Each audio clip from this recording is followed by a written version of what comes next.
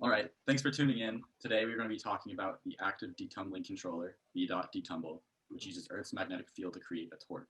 My name is Tyler Clayton. I'm Kate Dowd. I'm Levi Geller. I'm Ren Jakes. And I'm Brian Lopez. All right, in this presentation, Kate is going to be giving a brief overview of Dot Detumble. Ren, as well as myself, are going to go over the control strategy. Kate is going to give a brief history. Ren is going to be looking over how it's used. Brian is then going to evaluate how useful it is actually. Levi is then going to determine how long it takes, as well as give it some applications of the control mechanism. And I will finally be giving some other interesting findings, while Kate will wrap everything up in a summary. So the B-Dot controller is an active detumbling mechanism commonly used in very small satellites, utilizing only magnetorquers as actuators and magnometers as sensors. This detumbles the spacecraft by decreasing the angular moment of the spacecraft via Earth's magnetic field.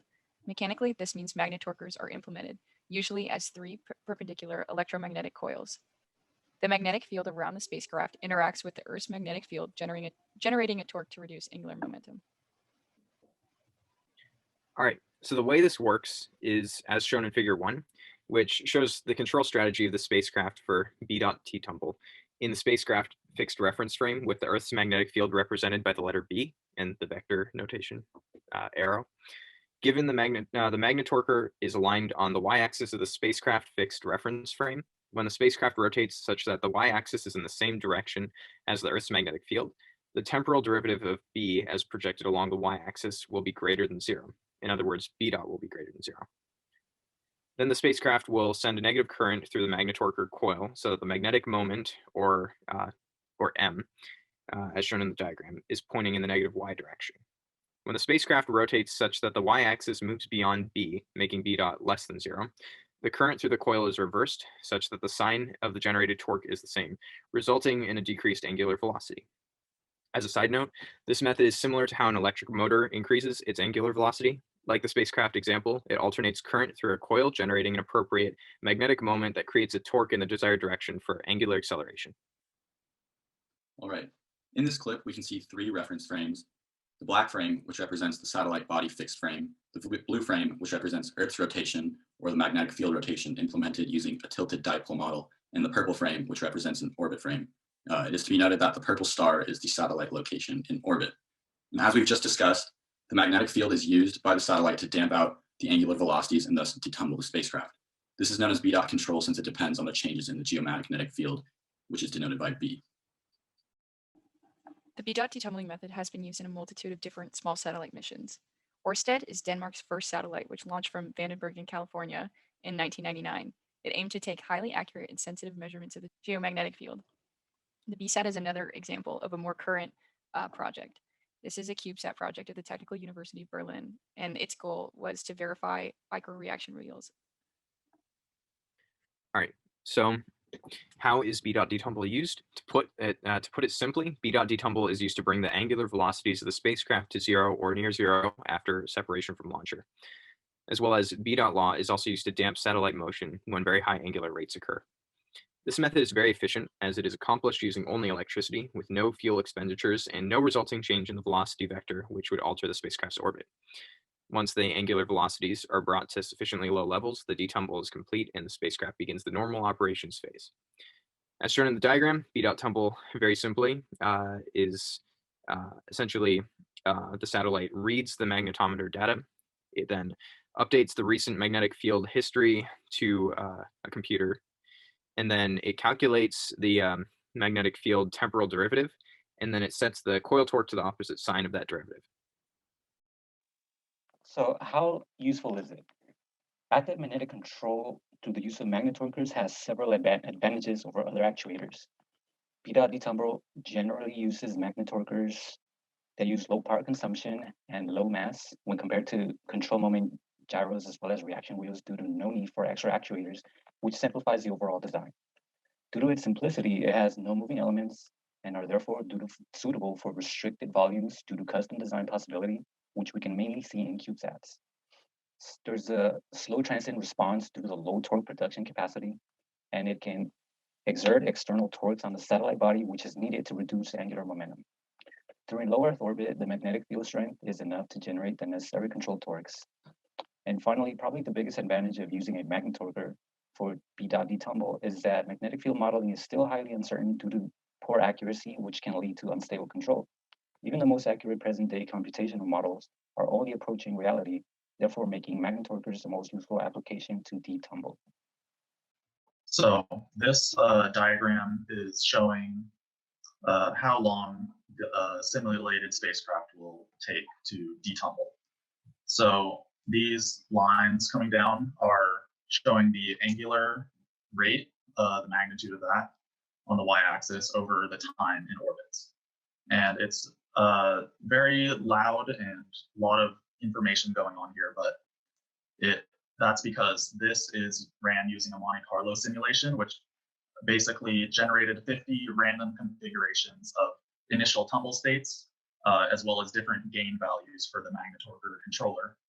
And using that, the spacecrafts were simulated and to produce this graph right here. So this can be boiled down to basically these three lines, vertical lines, which show when each spacecraft detumbled. So there's three main areas. We have a minimum in green over here, and then a lot of average values in the center, as well as the maximum value at the top end. So what we can see from this graph is that in our best case scenario, it takes about half an orbit to detumble using this method.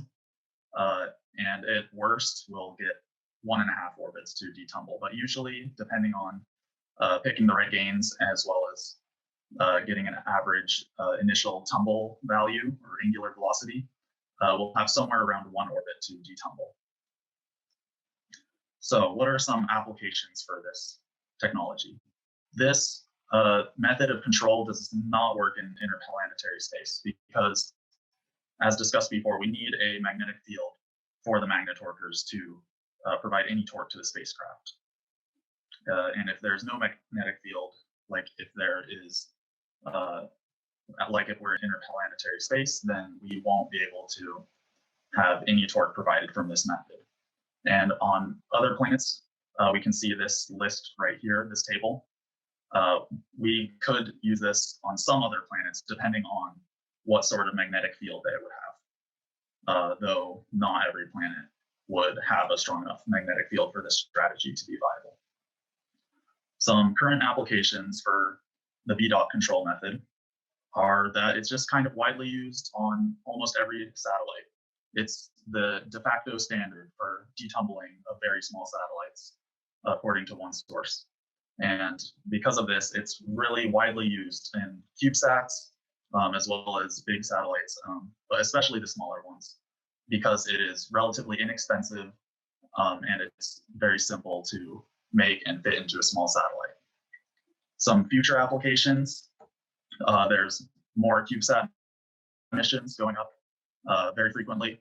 This one, the ECE-3SAT, is a satellite being developed by a French engineering school, as well as there's plenty of other CubeSat missions developed by colleges and other institutions around the world. So there are also improvements being done to the B-dot method.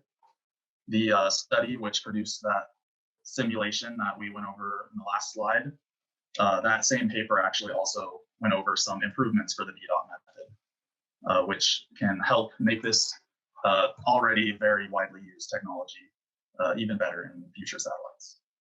Speaking of improvements to the B-dot method, a study conducted at the Space Research Center at the Polish Academy of Sciences looks into the optimization of control gain using the B-dot detumble algorithm. And as discussed, magnetic actuation is extremely useful for small satellite missions, which are becoming increasingly popular due to cost effectiveness and the rapid advancement of small satellite capabilities. That being said, pure magnetic control definitely has its downfalls, some of which include the fact that a small magnitude of Earth's magnetic field restricts control torques, and coils that are capable of generating torques lying in the plane perpendicular to the local Earth magnetic field vector can actually underactuate the system. So the study seeks to analytically optimize the control gain of the mechanism through the manipulation of applicable equations and simulations. Control gain in this context is essentially defined by faster decay of the satellite rotation rate, as well as lower energy expenditure. It is concluded that the optimal control gain occurs when omega c, which is the rate proportional to strength and control, is as close as possible to omega b, which is the rotation rate of a magnetic field. These findings can be seen in figure 10 and figure 11. However, this results in a very chaotic evolution and eventual convergence of psi, the satellite rotation rate vector. As one may expect, the study found that more control will result in higher energy consumption, while less control will result in lower energy consumption. As such, there's an opportunity cost between predictability and efficiency of the Detumble mechanism and must be evaluated in the context of the satellite's mission.